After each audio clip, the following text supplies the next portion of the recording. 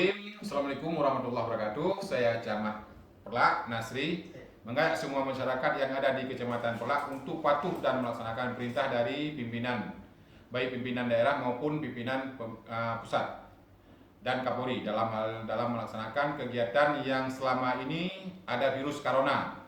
Virus tersebut sangat membahayakan untuk kita hindari dari keramaian dan aktivitas sebagaimana biasanya, akan tetapi dibatasi untuk menjaga virus tersebut untuk tidak menyebar ke tempat-tempat kita.